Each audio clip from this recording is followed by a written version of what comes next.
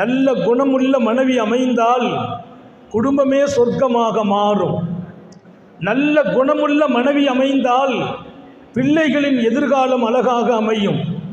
வீடு சரியில்லை என்றால் நான் உழைக்கிறேன், வெளிநாடு செல்கிறேன், கடல் கடந்து நான் வருமானம் தேடுகிறேன், வீட்டில் நிம்மதியான நிலை இல்லாமல் போனால் சந்தோஷங்கள் எல்லாம் காணாமல் போகிறது.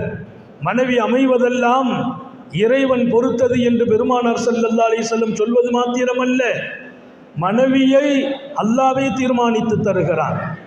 யாருக்கு யார் பொருத்தம் அல்லாஹ் முடிவு செய்கிறான். நீங்கள் துஆ கேளுங்கள் என்றார்கள். நல்ல மனைவியை நசீபாக்கி கொடு என்று துஆ கேளுங்கள். நல்ல மனைவி அமைந்தால் வாழ்க்கையும் நல்லதாகும், நிம்மதி நசீபாகும், சந்தோஷங்கள் கிடைக்கும். இதற்கெல்லாம் மேலால் உங்கள் வணக்க வழிபாடுகளில் கூட